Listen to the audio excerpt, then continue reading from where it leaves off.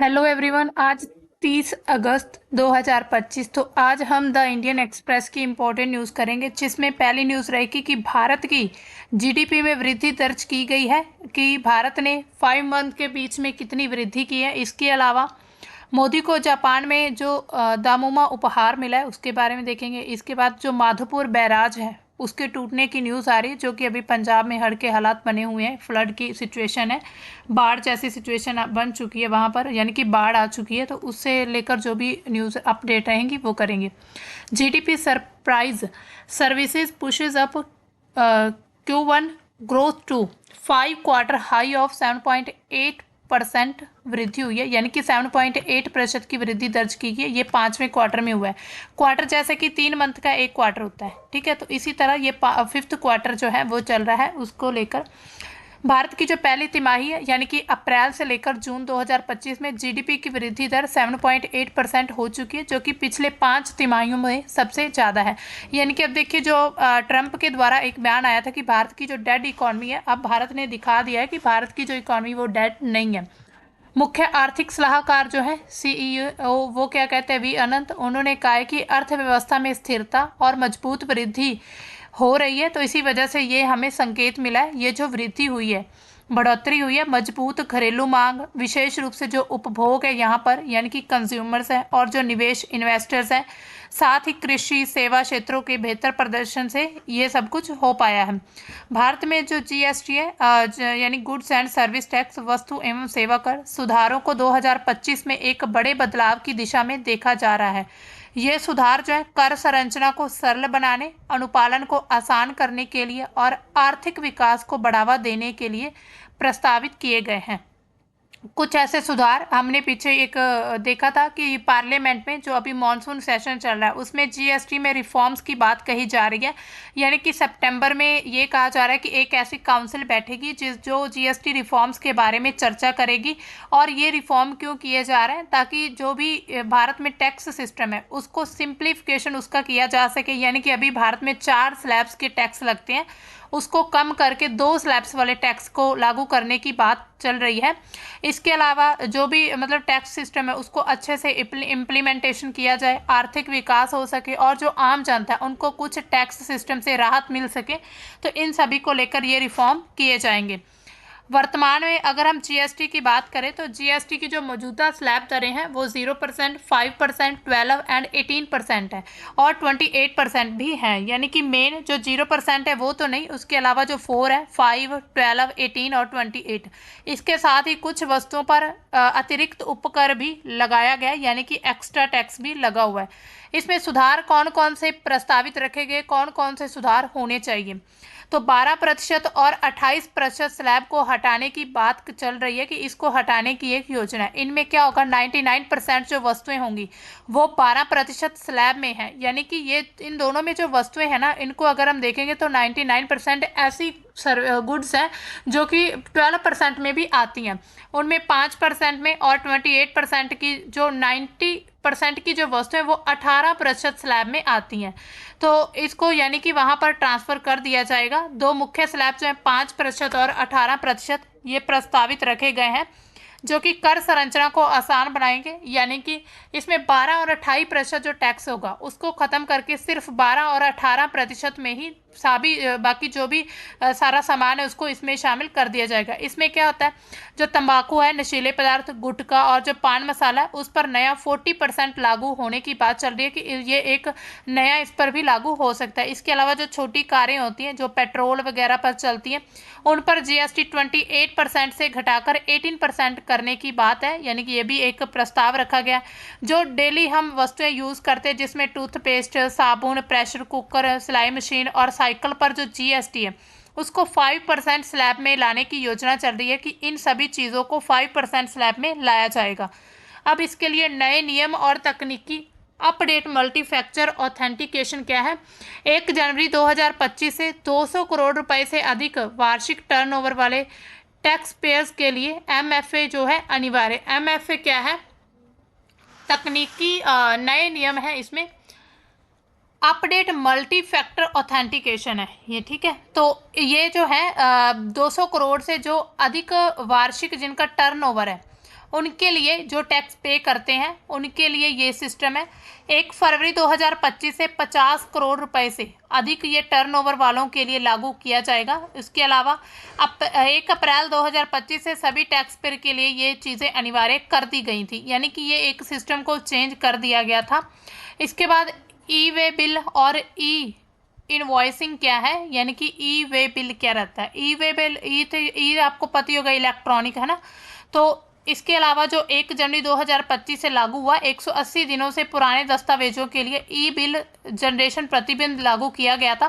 फिर अप्रैल 2025 से 10 करोड़ रुपए से लेकर अधिक टर्नओवर के लिए जो भी वहाँ मतलब जो भी कमर्शियल्स होते हैं यानी कि व्यवसाय हैं, उनको 30 दिनों के भीतर ही ई इनवॉइस रिपोर्ट करना होगा। ई इनवॉइस यानी कि जब भी आप कोई टैक्स पे करते हैं या फिर बिल पे करते हैं तो उसकी एक रिसिप्ट यानी कि इनवॉइस नाम की एक रिसिप्ट आती है, तो उसको पे करना होगा। उसमें लिखा होता है कि आप मतलब कितना पे करना आपको करना है, या फिर अपनी सैलरी के अकॉर्डिंग पूरा एक उसमें बिल बना होता है।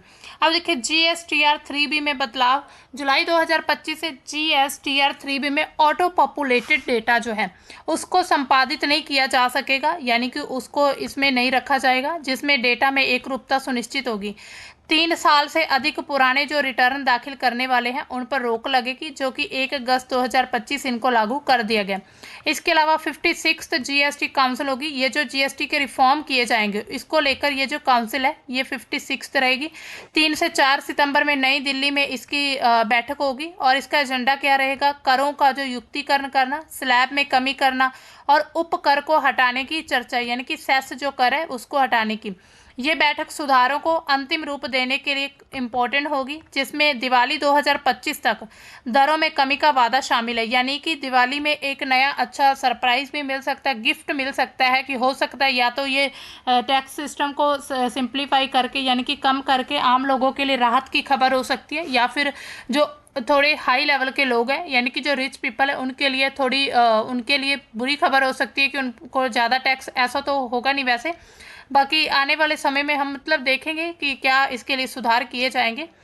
अब जो हमारी नेक्स्ट न्यूज़ है ये है Daruma doll presented to Modi in Japan, यानी कि जापान का मोदी जो है अभी जापान का दौरा कर रहे हैं, तो उनको एक वहाँ पर गिफ्ट दिया गया है। तो ये गिफ्ट कौन सा है कि दारुमा डॉल है एक, ये जो है वहाँ की ट्रेडिशनल जापानीज विश डॉल है, यानी कि आप इससे कोई भी विश मांगो, इस ऐसी मान्यताएं है कि ये एक विश डॉल है। ये किससे बनी हुई है, ये पेपियर मैचेस से बनी हुई है और doll is considered a symbol of perseverance and good luck, यानी कि ये जो डॉल है दारुमा डॉल ये गुड लक का एक सिंबल है। Its size can range from few inches to several feet, यानी कि कुछ इंच से लेकर कुछ फीट तक इसका साइज हो सकता है। यहाँ पर आप देख सकते हैं, थोड़ी ब्लर पिक्चर है लेकिन दिख रही होगी, ये डॉल है, ठीक है। इसको यानी कि गुड लक के तौर पर दिया गया है। और देखिए इसका कनेक्शन क्या है इंडिया के साथ इस डॉल का, तो daruma is modelled after Buddha धर्म, यानी कि बौद्ध धर्म के बाद ये इसको मॉडल के रूप में पेश किया गया, यानी कि 5th century founder of Zen Buddhism. इसके अलावा the Indian monk hailed from Kanchipuram in Tamil Nadu and is known Japan as Daruma doll, यानी कि तमिलनाडु में कांचीपुरम के नाम से मतलब जाना जाता है इसको, कांचीपुरम की डॉल, और वहाँ पर इसको जापान में दारुमा दैशी कहा जाता है।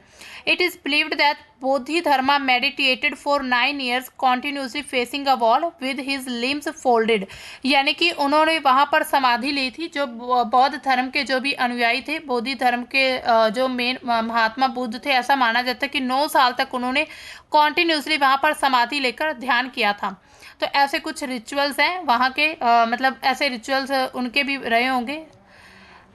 अब देखिए ये जो है मतलब दारुमा डॉल दी गई है, ये गुड़िया जापान का एक सांस्कृतिक प्रतीक है जो कि दृढ़ता, सौभाग्यता और गुड लक का एक प्रतीक है। इसका डिज़ाइन भारत के कांचीपुरम के जो बौद्ध भिक्षु बोधि धर्म है उस पर आधारित है, यानी कि जापान में इसको दारुमा दैशी कहा जाता है, जो कि जैन धर्म के संस्थापक थे।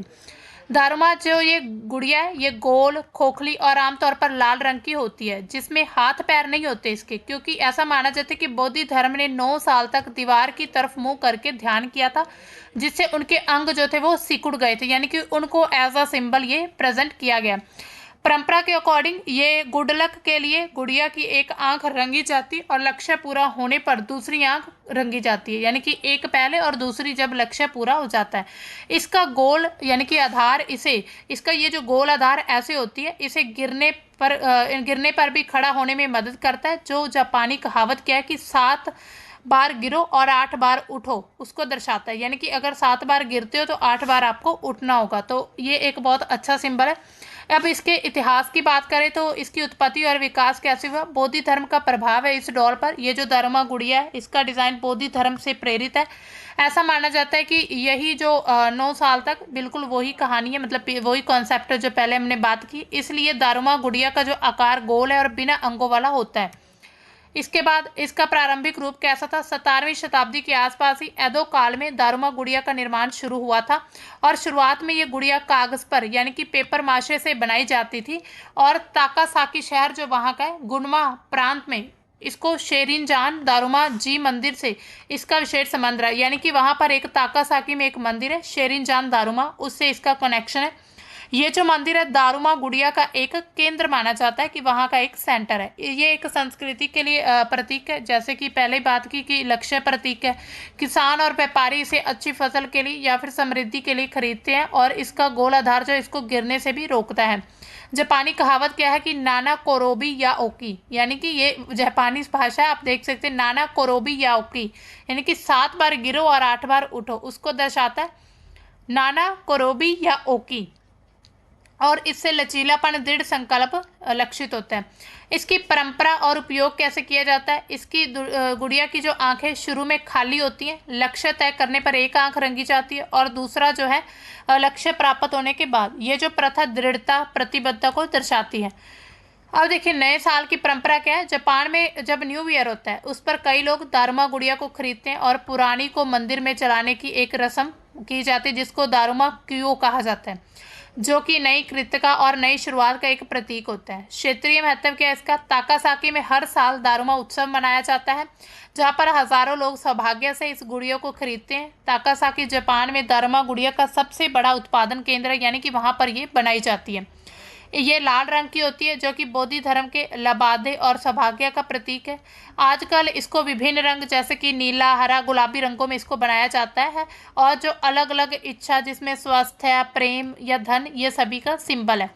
चेहरे का डिज़ाइन कैसा है, वही जैसे भारी भौहें होती हैं, दाढ़ी उकेरी जाती है जो कि उनकी गंभीर और ध्यान मग्न छवि को दर्शाती है। इसका गोल आधार है और बार बार खड़ा होने से इसको बचाता है। जीवन में चुनौतियों से उबरने का भी एक प्रतीक है। अब जो हमारी नेक्स्ट न्यूज़ है, behind Madhopur barrage breach heavy rain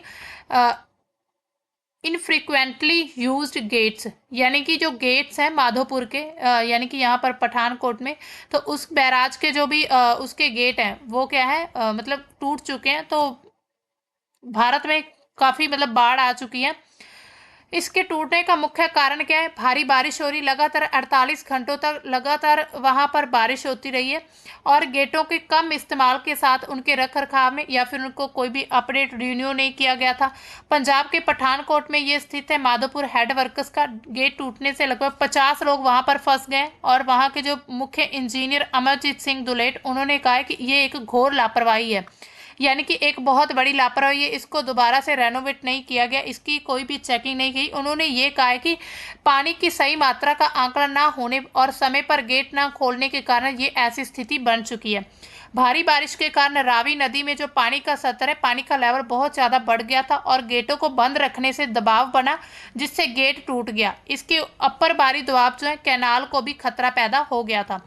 अब देखिए सवाई माधोपुर में भारी बारिश के कारण बाढ़ जैसे हालात बने जिससे सूरवाल डैम के अति प्रवाह और जो नेशनल हाईवे है उस पर भी पुल टूटने की घटनाएं सामने आई हैं। यानी कि इस गेट के टूटने के बाद पानी बहुत ही ज़्यादा इतना बहा कि कोई भी मतलब कि वहाँ के जो पुल थे आसपास के वो भी टूट चुके हैं। इसके अलावा ऐसा कहा जा रहा है कि ये जो डैम ये जो बनाया गया था माधोपुर बैरेज, ये काफ़ी अंग्रेजों के समय का है। यानी कि आप खुद सोचिए जब अंग्रेज भारत में राज करते थे उस समय से लेकर ये बना हुआ और इसको दोबारा कोई भी इसका रख रखाव नहीं अच्छे से किया गया, कोई भी इसकी इतनी ज़्यादा मतलब कि मुरम्मत नहीं करवाई गई थी। इसी वजह से ऐसी सिचुएशन उत्पन्न हुई है। इसके बाद बचाव कार्य क्या है, जो सवाई माधोपुर में काफ़ी ज़्यादा बारिश हुई है और वहाँ पर अभी एनडीआरएफ की टीमें जो है, राष्ट्रीय आपदा प्रतिक्रिया बल और जो राज्य आपदा प्रतिक्रिया बल है यानी कि एसडीआरएफ की टीम्स लगातार तैनात कर दी गई हैं और वहाँ पर हेल्प पहुँचाई जा रही है। ये टीम जो है बाढ़ प्रभावित इलाकों में जितने भी लोग फंसे हुए हैं उनको सुरक्षित स्थानों पर पहुंचाने के लिए सक्रिय की गई हैं। जैसे कि सूरवल गांव में जहां पर घरों में पानी 5 फीट तक पानी भर गया था, यानी कि बहुत ज़्यादा पानी वहां पर भर गया था। इसी वजह से अब उनको निकालने के लिए राहत टीमें लगातार काम कर रही हैं। इसके अलावा एनडीआरएफ की जो एक ट्रैक्टर ट्रॉली सूरवाल और अजनोटी के पास सड़क पर गड्ढे में पलट गई थी, जिसमें जवान जो है नाव के नीचे दब गए, यानी कि एनडीआरएफ की जो टीम्स है उनको भी काफ़ी खतरा है और राहत कार्य बिना किसी जान हानि के लगातार जारी किए जा रहे हैं। अब देखिए प्रशासन के द्वारा क्या प्रयास किए जा रहे हैं। जिला प्रशासन ने प्रभावित लोगों को सुरक्षित स्थानों पर पहुंचाने के लिए ऐसे काम किए और वहां पर 30 से अधिक गांव जो है बिल्कुल पानी के अंदर दब चुके हैं, यानी कि पानी पानी हो चुके हैं। जिला कलेक्टर और पुलिस प्रशासन हालात को नियंत्रण करने में अभी भी लगे हुए हैं। सेना को भी राहत बचाव कार्यों के लिए तैनात कर दिया गया, जिस खास करके उन क्षेत्रों में जहां पर गांव का जिला जो है मुख्यालय से संपर्क टूट चुका है, यानी कि जहां से कुछ ऐसे गांव भी थे जिनकी सड़कें पुल टूटने की वजह से उनका मतलब कि मेन जो जिला था उनसे संपर्क टूट चुका है। तो इसी वजह से वहां पर राहत के कार्य ज़्यादा किए जा रहे हैं। अब देखिए इसके लिए एक नया मतलब कि एक ऐसा बनाया गया है व्हीकल सरकार के द्वारा, जो आर्मी के द्वारा, यानी कि इंडियन आर्मी एक ऐसे जो फ्लड से लोगों को बचाने के लिए एक ऐसा उन्होंने एक बनाया है, हम कह सकते हैं उसको